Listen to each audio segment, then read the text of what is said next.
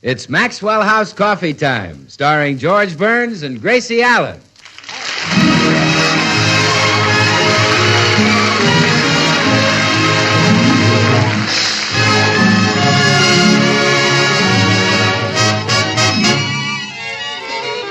With yours truly, Bill Goodwin, and the music of Meredith Wilson and his orchestra.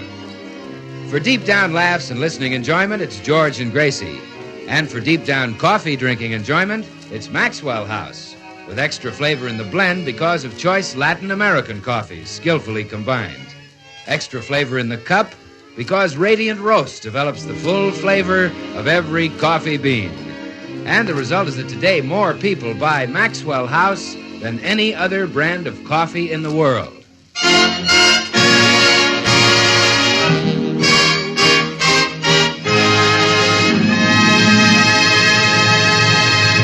You know, folks, the George Burnses are so happily married that a newspaper has chosen them for the finals in its search to pick Hollywood's happiest Mr. and Mrs. We find Gracie now talking to a woman from the newspaper.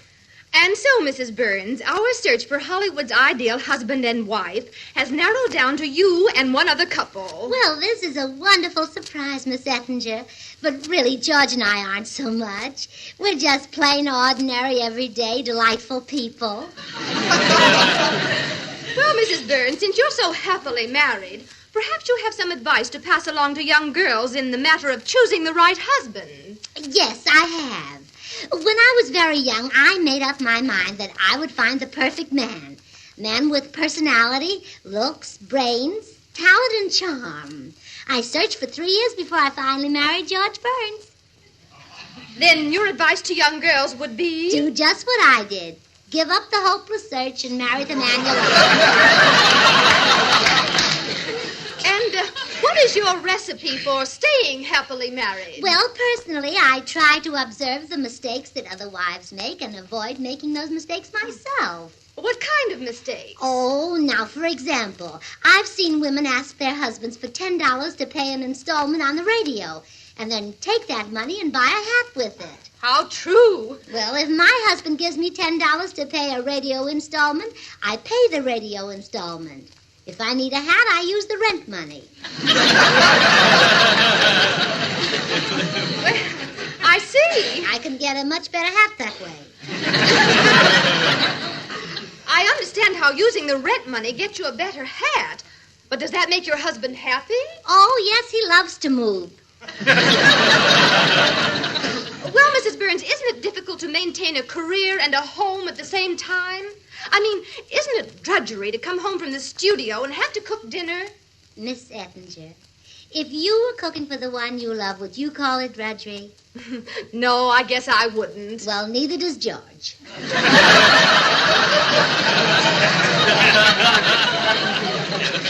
You mean your husband does the cooking? Oh, now, please don't get the idea that George cooks all the meals. He doesn't. Oh, I see. Twice a week we eat out.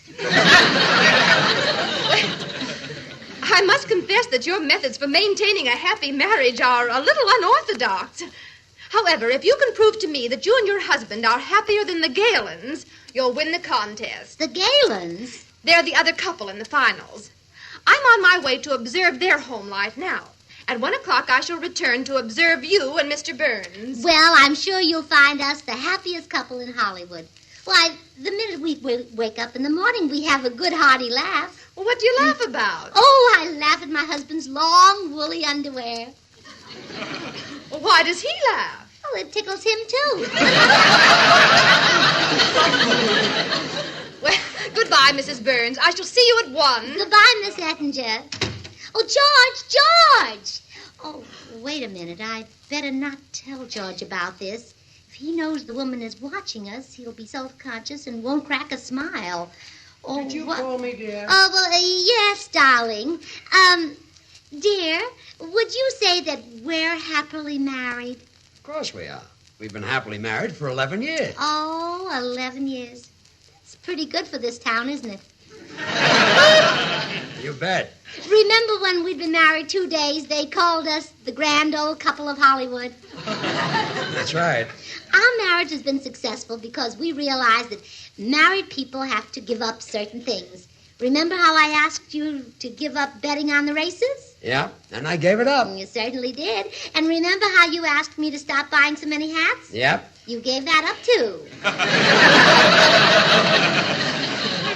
I certainly did. Yes, you're a wonderful husband, George. I was lucky to get you. In fact, I guess I'm one person who was lucky at cards and lucky in love, too. Really? Yes. Whether it was poker or marriage, I got the pot.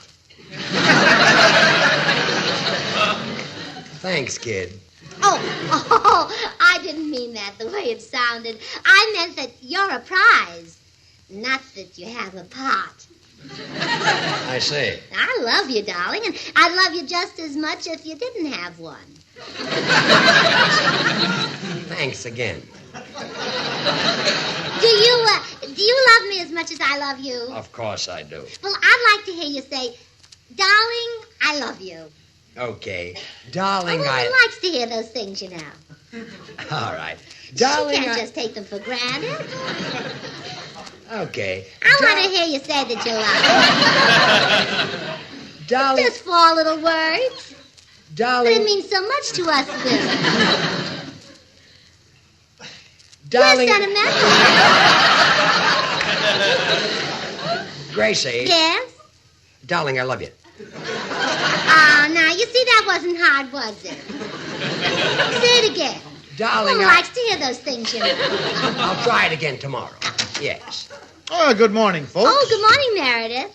Meredith, do you realize that George and I have been happily married for 11 years now? 11 years? Mm-hmm. Gosh, have you been married that long, Gracie? Yes, I have, Meredith. 11 years. Half my life. Gracie, you were not 11 when you married me. If you were under 18, you would have needed your mother's consent. And believe me, that we didn't have. Did your mother dislike George, Gracie? Well, I wouldn't say she disliked him. I'd say she sort of despised him. The feeling was mutual. You know that place in the wedding ceremony where the man says, if anyone can show cause why these two should not be married, let him speak now? Yes. Well, Mama got up and filibustered.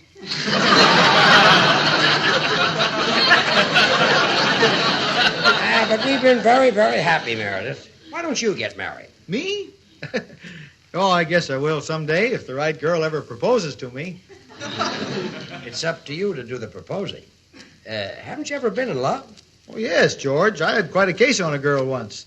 She played the harp in my orchestra. Fine musician. You liked her, huh? Very much. Her cadenzas were remarkable. Well, I guess there's nothing like a girl with remarkable cadenzas. What Unless happened one with that you? sings baritone. Meredith, what happened with you and this girl? Well, we used to get in my coupe and drive up on Lookout Mountain. And, well, if I may use an overworked expression, we made beautiful music together. Oh? Well, why did you break up? It just got to be too much work getting that harp in and out of the coupe.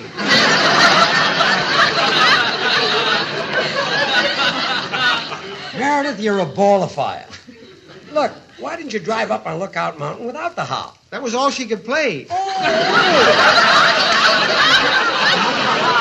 Oh, Meredith, you really should find a girl and propose. To show you how wonderful married life is, look at George and me. 11 years without a single quarrel. Well, we had one little quarrel once, didn't amount to anything. No, I don't believe we've never quarreled, dear. Well, I think we have, darling, a little tiny No, quarrel. precious, we haven't. But I remember it was nothing. George, we have never quarreled. But I remember you fussing at me I just have about... never raised my voice to you, but never. Well, answer me, have I? Well, Well, don't you dare talk back to me. talk back to you if I Oh, want to. no, you won't. Now apologize. All right, I apologize. Admit I was right. You were right, you were right. Oh, you see, Meredith, I was right. 11 years without a single quarrel. That's right. That's remarkable. Come in. Hi, Burnses. Well, hello, Meredith. Hi, Bill. How are you? What's Well, new? congratulations are in order, Bill. George and I have stayed happily married in Hollywood for 11 years. Well, congratulations, Thanks. Gracie. 11 years. Mm-hmm. Gracie, let me look at you. You know, it just doesn't seem possible that you've been married that long. And, George, let me look at you. Only 11 years, huh? Never mind, comedian. You're another guy who ought to be thinking seriously of marriage. Who, me? Yeah, he's right, Bill. You and Meredith should get married. You think we'd be happy? You know what she meant. Get yourselves wives. Marriage is the healthy, happy state of living. Hippie, oh, It's really hippie. Yeah. You have to be happy. Yeah. Now, suppose Anthony never married Cleopatra. Mm-hmm. Suppose Romeo had never married Juliet. They didn't. You see? And they're all dead. Gracie, you're wasting your time. Marriage just doesn't appeal to me. Oh, but Bill, you're so popular. Well, you could marry dozens of girls. Really? Dozens? It's beginning to appeal to me. Take it from me, Bill. You'll find one wife makes plenty to support. Well, I guess you're right, George. One wife certainly makes plenty to support you. I'm going in the den and read the paper. See you later, comic. Okay, straight man. Oh, Bill, now you've upset him. If he isn't happy by 1 o'clock, we'll lose the contest. What contest? Well, George doesn't know it, but we're in the finals of Hollywood's Happy Marriage Contest. Oh, gee, I'm sorry, Gracie. I didn't know. Well, I've just got to get him in a gay mood by 1 o'clock. Oh, I know. I'll go in and entertain him. Excuse me, Bill. George, What? want to see a card trick? No. Well, watch my hands very carefully. Now you see the ace of spades. Now you don't. Now the ace of spades. Now you don't. Now you see the ace of spades. Wait a minute. Now you don't. Wait a minute. Hold it. I never did see the ace of spades. Oh, well, I haven't learned how to do it with the cards yet. This is great. This is great. Wasn't that an amusing trick? Are you happy? No, I'm not happy. Oh. Well, here's a joke I heard on the bus yesterday. A man came home and found his wife sitting in the bathtub with no water in it. So he said, "Honey, there's no water in the tub." And she said, "I know it."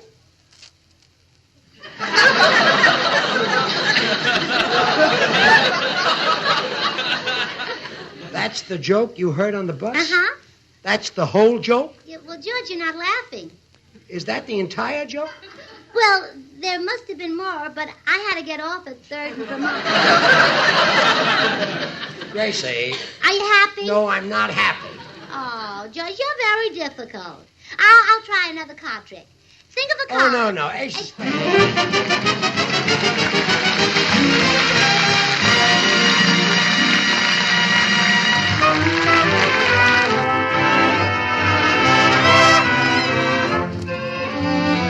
It's Meredith Wilson and his orchestra.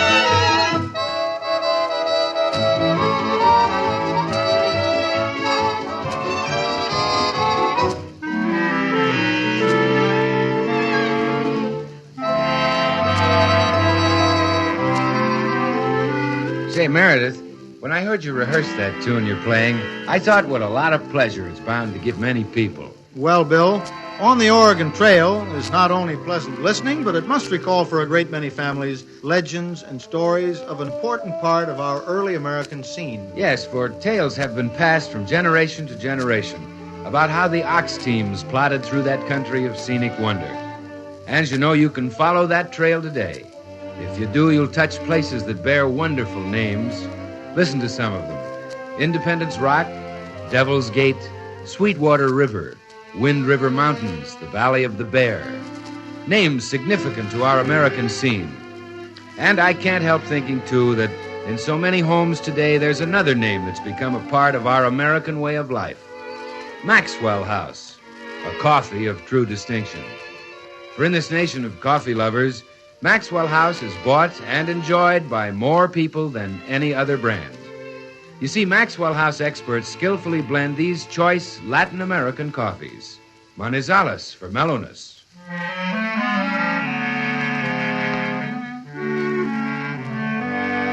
Medellins for richness.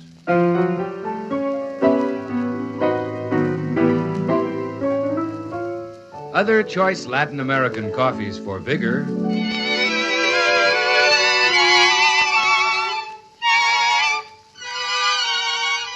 And Bucaramangas for full body.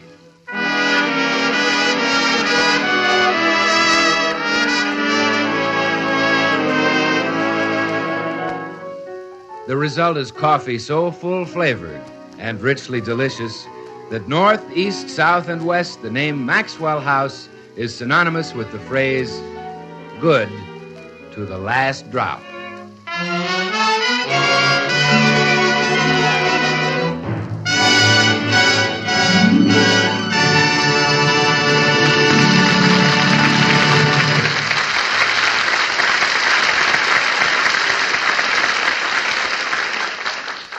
Oh, Meredith, George and I will never win the happy marriage contest. Look at the time, 12:30. That woman will be here at 1 o'clock. Yeah, I know it. And George still isn't happy. When she sees him, the Galens are bound to get the award. I sure wish we could think of some way to cheer him up. Well, think, Meredith, think. Thinking. What was George doing the last time you saw him really happy and enjoying himself? Well, let me see. I guess he was watching that burlesque show he took me to. No, I'm afraid I couldn't do that. The house is too cold. What else does George like to do? Well, he loves to discuss politics. He's always... Politics, of course. A good, intelligent political discussion will make him happy. Excuse me, Meredith. George, Yes, dear? how do you feel about Coolidge? Coolidge. Do you think he'll be elected president this year? Don't think he's got a chance. How about William Jennings Bryan? Well, he's got as good a chance as Coolidge. Just hope a Republican doesn't get in again. It's time the Democrats had a chance. Yes, they've really been pushed around. Mm-hmm.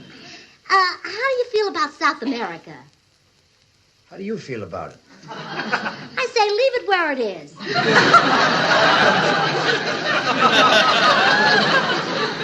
Yeah, let's not move it. It's heavy. Now, take inflation. How about that? Inflation. Yeah. You tell me. Well, I don't think we should keep it a secret just because we invented it first. We should share it with all the United Nations. That's the spirit. Yeah. And now let's take Congress. They're meeting, you know. I know. Yes. I got a meeting here. Some people want a long Congress, and some people want a short Congress. And you? Well, a lot of people are against the short Congress, but I say if Mr. LaGuardia wants to run, his size shouldn't keep him out. Fair enough. Mm-hmm. And then take the poll tax.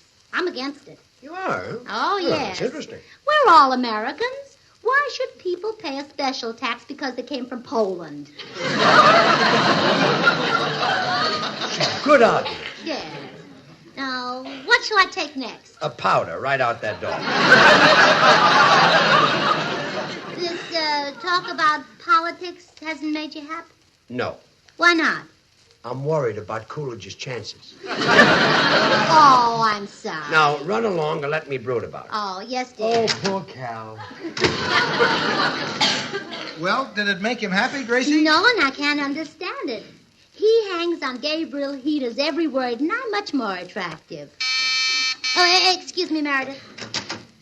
Good day, Mrs. Burns. Oh, hello, Mr. Postman. I detect a note of sadness in your voice, and you're usually gay and carefree like me. Well,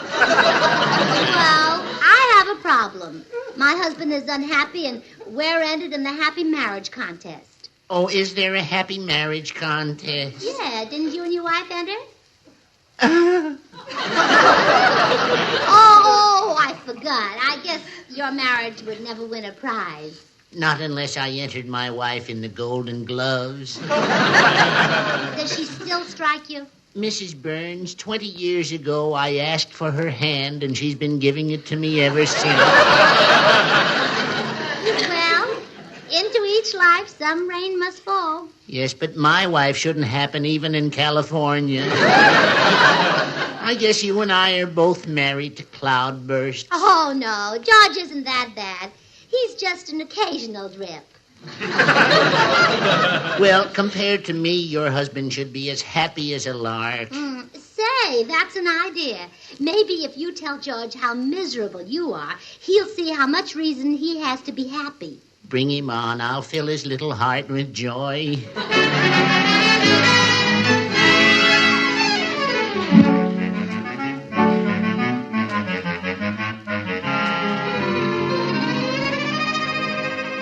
And then my wife hit me with the electric iron, tied my hands and feet, and flung me down the basement where I lay for 4 days. Well, goodbye, Mr. Burns. Remember, keep smiling. Well, George, how do you feel now? Are you happy? Happy? How can I be happy when that poor little man is so miserable? But, dear... He made me feel terrible. I'm going in the den. Meredith. Now I've got to start all over again and make him happy. Yeah, and that woman will be here in 15 minutes. Yeah, well, let's see now.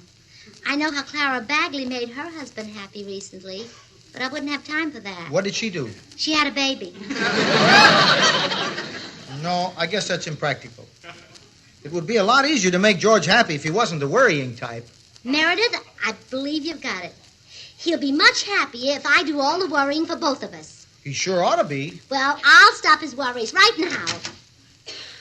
George? What? From now on, I don't want you to do any worrying. Well, fine. I'll do it for both of us. Good. So, don't worry about the postman. Don't worry about your electric razor. Don't worry about... Wait a minute.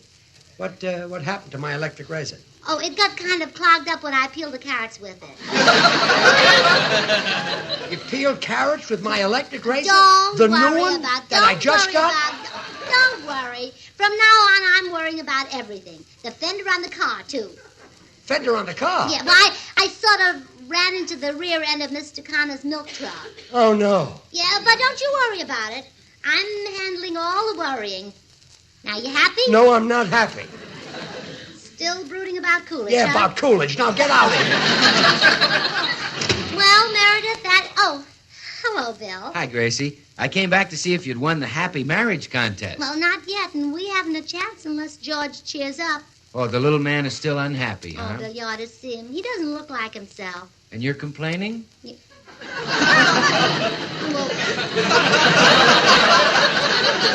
what can I do? That woman will be here to observe us in 5 minutes. Well, you just leave him to me, Gracie. I've got a letter here that ought to do the trick. Oh, good, Bill. He's right in there in the den.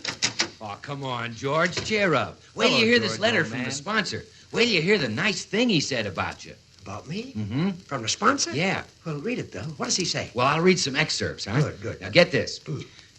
The Maxwell House Coffee people are proud and happy to have as their star a man whose charm and talent are on a par with the quality of their product. Wow.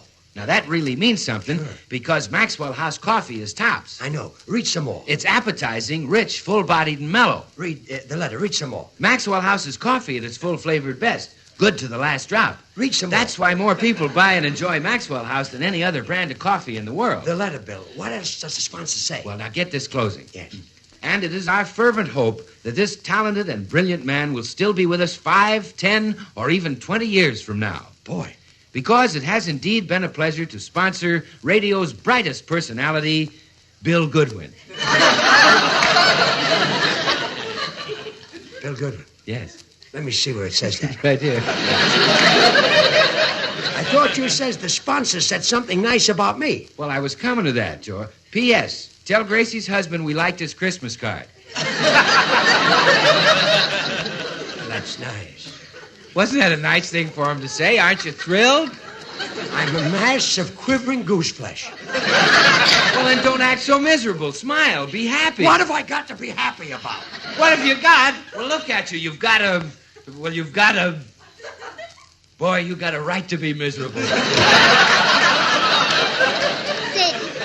Bill, did you fix it? Is he any happier? Well, I'm afraid not, Gracie. We were going along fine till the subject of George Burns came up. Now we're both depressed. I'm sorry.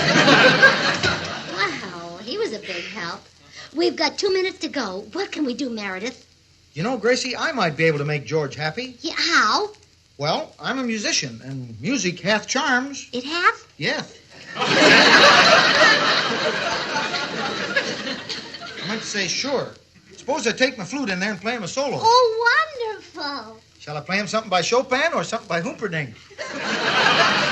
Oh, Humperdinck, by all means. The man who was willing to live with that name must have been happy. Well, Chopin sounds awfully pretty on a flute. Oh, play Humperdinck. Okay, Gracie. Humperdinck it is. You wait right here. Well, what do you want? Ouch. Meredith, what happened? I knew I should have played Chopin. It's too late now. Here comes the woman up the walk. Well, maybe I can bluff this thing through if she doesn't see George. Come in. Hello, Mrs. Burns. Hello. Is this your husband? Oh, no. My husband, my happy husband, is in bed. In bed? Yes, he's so happy he laughed himself sick. All we do around here is just laugh. Well, let's have the award, huh? Can't I have any peace in this house? Stop all this cackling. Now, quiet. So this is Laughing Boy. Who's this old bat? Doesn't he say the funniest things? That's my happy husband. Yeah, he's a scream. Well, on behalf of my newspaper, here's the award for being the happiest couple in Hollywood. You're giving it to us? I've got to. But I thought you'd give it to the Galens. I'm not going to chase him to Reno just for that. Goodbye.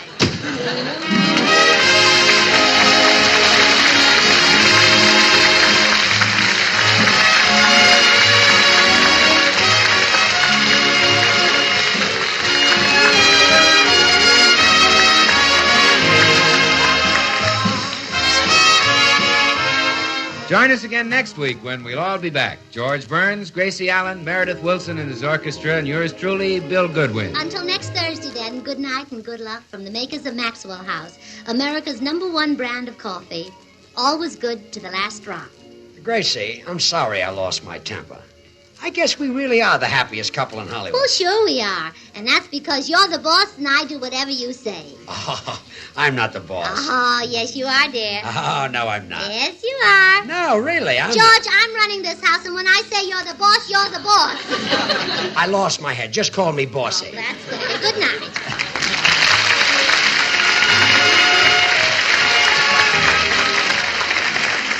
Stay tuned to this station because Dinah Shore's open house is coming on in just a second. Dinah's special guest tonight is Jack Carson. Oh, goody, goody Jell-O pudding tonight. It tastes like Grandma's, only more so. You ain't kidding, that's right. And just as Jell-O's 6 delicious locked-in flavors can't be beaten, so the proof of Jell-O pudding's in the eating. The Jell-O twins are hard to find, but keep on looking in your store. When sugar shortages are over, there'll be more. Just a taste of Jell-O pudding or of Jell-O and you know it's the one and only Jell-O.